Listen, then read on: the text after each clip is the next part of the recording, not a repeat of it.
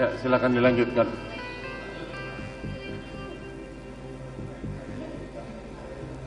Pelan-pelan, sebelah kirinya, coba lihat.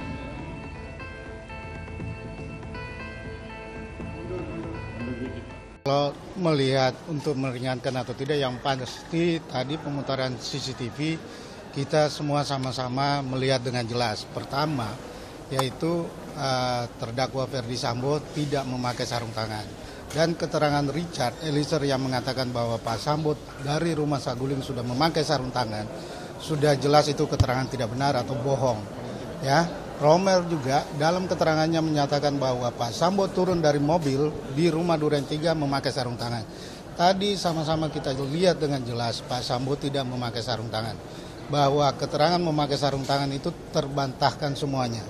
Terbantahkan semuanya dengan pemutaran CCTV. Nah, tadi tanggapan dari Richard juga, ada lagi informasi yang baru, keterangan baru lagi yang disampaikan bahwa barang di kiri senjata itu disteril lagi. Itu baru lagi, saya nggak tahu lagi kebohongan apa lagi, kita kan nggak tahu nih. Apakah seorang justice kolaborator bisa merubah keterangannya apabila fakta sudah diperlihatkan? Saya nggak tahu lagi. Jadi nanti silakan detailnya nanti Mas Febri ya. Terkait dengan yang naik ke lift di lantai 3 itu di rumah Saguling, apakah ini terkait dengan yang disampaikan di surat dakwaan dan Richard Eliezer, ada perencanaan atau seperti apa? Jadi kalau pertama kami ingin sampaikan terima kasih pada majelis hakim ya, karena diberikan kesempatan untuk melihat bersama-sama ya, seluruh terdakwa melihat dan publik juga melihat, sehingga anasir-anasir, asumsi dan kebohongan-kebohongan yang selama ini berkembang terkait dengan penggunaan sarung tangan itu runtuh ya. Bisa disebut tuduhan bahwa Pak Ferdy Sambo menggunakan sarung tangan itu rontok dengan CCTV tadi. Itu clear sekali. Bukan hanya satu CCTV tapi 3 CCTV. Jadi 2 CCTV di rumah Saguling di depan lift dan kemudian yang di garasi dan 1 CCTV di Duren 3. Padahal kalau kita baca dakwaan kan itu juga termasuk salah satu poin di dakwaan. Jadi kami pandang itu memang sejak awal kami melihat itu bagian yang mengada-ngada di dakwaan. Itu yang pertama ya. Yang kedua terkait dengan Richard yang membawa senjata laras panjang. Makanya tadi kami minta dipastikan Richard itu membawanya belok ke kanan ke arah lift atau belok ke kiri. Tadi kita lihat bersama-sama Richard membawa stayer itu atau senjata laras panjang itu belok ke kiri. Belok ke kiri ya, kalau tidak terlihat di dekat tangga lift berarti itu diduga diletakkan di kamar ADC. Karena memang dari fakta yang kami dapatkan senjata laras panjang itu biasanya diletakkan di kamar ADC. Artinya apa? Artinya ada bagian keterangan Richard di persidangan yang juga terbantahkan dengan CCTV ini.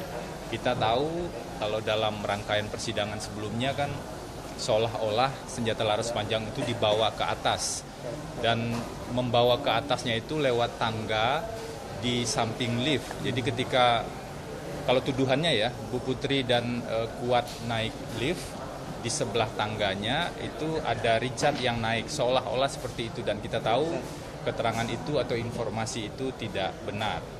Jadi apa yang muncul di CCTV ini mengkonfirmasi banyak hal dan membuat persoalan ini menjadi lebih jernih. Karena itulah sejak awal kami mengajak dan berharap kita betul-betul menyimak fakta persidangan. Itu poin yang kedua. Nah, poin yang ketiga tadi juga terlihat ya, ada di CCTV Duren 3 ada Joshua yang pakai baju putih itu sempat melihat keluar sebelum mobil Pak Ferdy Sambo datang. Kita juga bisa melihat Joshua tidak dikawal oleh siapa-siapa. Joshua tidak sedang digiring sebenarnya ke rumah Duren 3. Kalau dituduhannya kan digiring ke rumah Duren 3 untuk dieksekusi. Kita melihat betul Joshua berada dalam keadaan bebas di rumah Duren 3 tersebut. Jadi sempat keluar melihat dan kemudian juga sempat ke sebelah kanan dekat sebelum masuk rumah ya, dekat taman. Itu kan kelihatan di CCTV tadi. Jadi memang kami melihat ini bukti yang sulit sekali dibantah ya, saya pikir, karena beberapa tuduhan jaksa penuntut umum itu gugur satu persatu. Dan kalau dari bukti-bukti yang lain justru kita melihat semakin tidak terbukti sebenarnya tuduhan dari di dakwaan jaksa penuntut umum tersebut. Baik, kalau memang tidak ada pertanyaan, selanjutnya saya tanyakan kepada terdakwa Ferdi Sambo. Bagaimana terhadap ahli ini? Terima kasih Yang Mulia. Dengan diputarkannya CCTV ini, kami berharap Yang Mulia dapat kemudian menilai objektif semua keterangan dari terdakwa ini, karena konstruksi yang dibangun oleh penyidik ini harus mentersangkakan kami semua yang ada di Duren 3. Baik. Demikian, terima kasih. Itu ya tanggapan saudara. Baik, terhadap terdakwa Putri Chandrawati, bagaimana terhadap keterangan ahli di persidangan ini? Mohon izin Yang Mulia, tidak ada tanggapan. Tidak ada tanggapan ya. Baik, terhadap terdakwa Kuat Ma'ruf.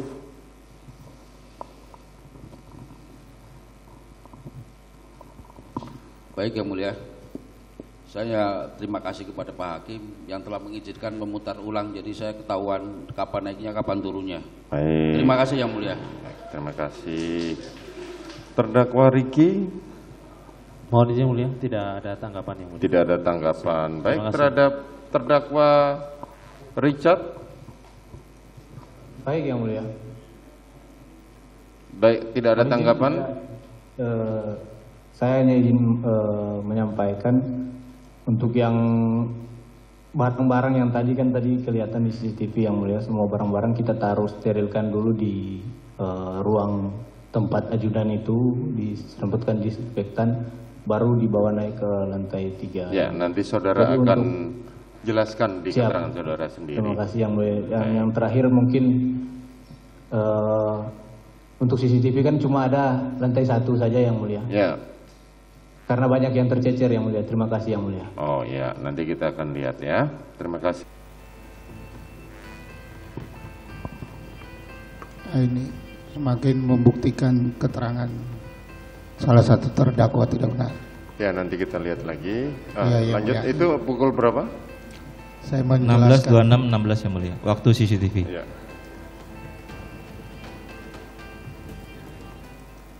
Hari ini kita lihat keterangan ahli terkait dengan CCTV cukup jelas ya.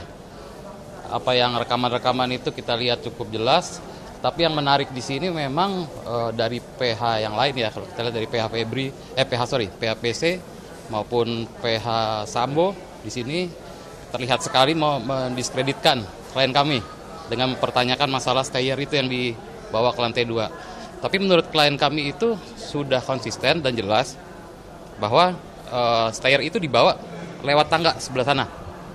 Jadi kan selalu didiskreditkan di situ, tidak ada CCTV yang merekam bahwa stayer itu dibawa ke atas.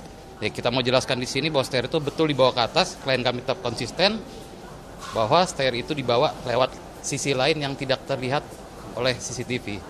Kira-kira begitu sih untuk hari ini. Tadi ada sanggahan yang disampaikan dari Richard? Ada jelas tadi Richard menyampaikan sanggahan bahwa stayer itu dibawa dari sisi yang tidak terlihat oleh CCTV. Terkait mungkin kegiatan yang disampaikan atau yang tadi terlihat kan pada naik ke lantai 3 itu tetap sesuai dengan... Ya, klien kami selalu konsisten dengan keterangannya, tidak ada perubahan dan apa adanya selaku justice collaborator.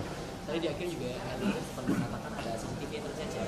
Ya, itu mengulang sebenarnya dari apa yang dikatakan oleh majelis hakim. Majelis hakim juga sedikit menyindir bahwa CCTV yang lain itu tercecer, bahasanya tercecer. Diulang oleh Richard dalam tanggapannya bahwa betul ya itu tercecer. Apabila lantai 2, lantai 3 itu CCTV-nya terungkap, mungkin semua terlihat jelas di sana. Apakah ada upaya dari Menurut kami itu adalah bagian dari obstruction of justice ya. Jadi untuk menemukan itu kami rasa sulit, tetapi ya fakta di persidangan kami rasa cukup menjelaskan itu semua. Terdakwa Riki. Mohon izin Mulia, tidak ada tanggapan Yang Mulia. Tidak ada tanggapan. Baik, terhadap terdakwa Richard. Baik yang mulia. Baik, tidak ada tanggapan? Saya hanya izin menyampaikan untuk yang barang-barang yang tadi kelihatan di CCTV yang mulia, semua barang-barang kita taruh sterilkan dulu di ruang tempat ajudan itu, disempatkan disinfektan, baru dibawa naik ke lantai 3. Ya, nanti saudara jadi akan jelaskan di siap, keterangan saudara sendiri. Terima kasih yang mulia. Yang terakhir mungkin untuk CCTV kan cuma ada lantai 1 saja yang mulia. Ya. Karena banyak yang tercecer yang mulia. Terima kasih yang mulia. Oh ya, nanti kita akan lihat ya. Terima kasih.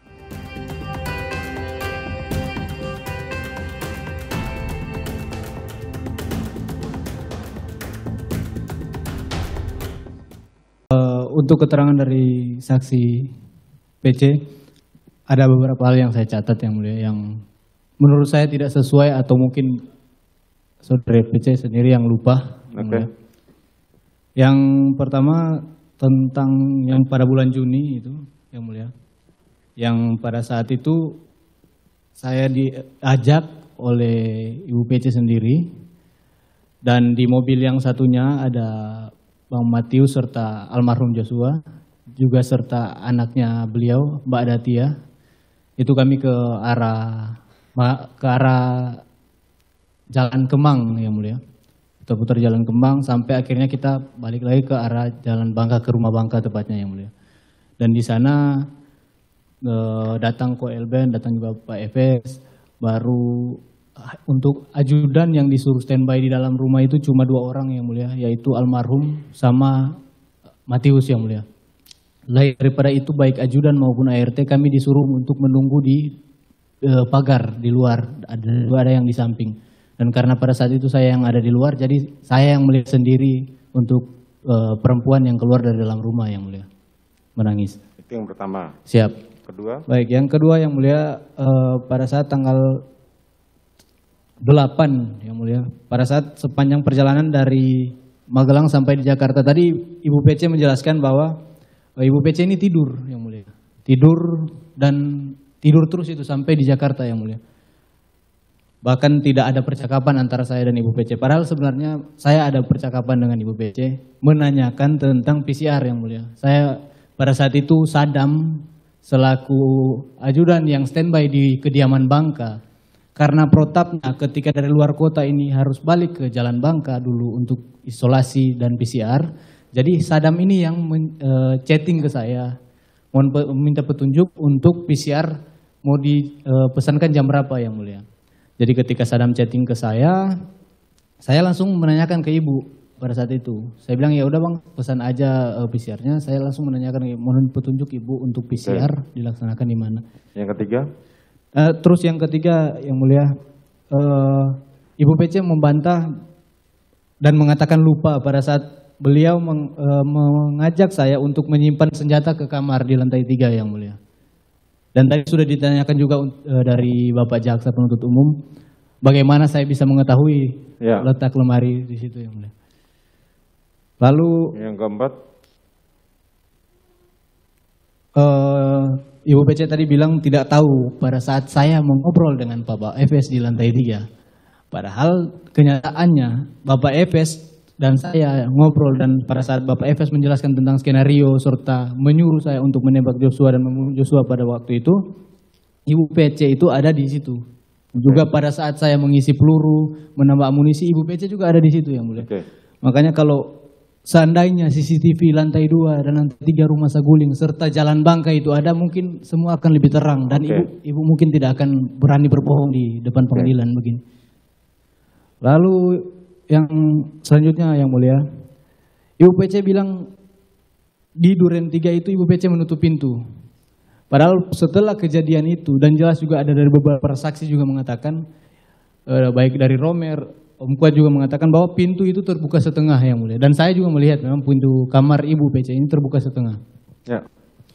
Lalu yang terakhir yang mulia, Ibu PC mengatakan tidak tahu tentang pemberian uang dan HP yang mulia.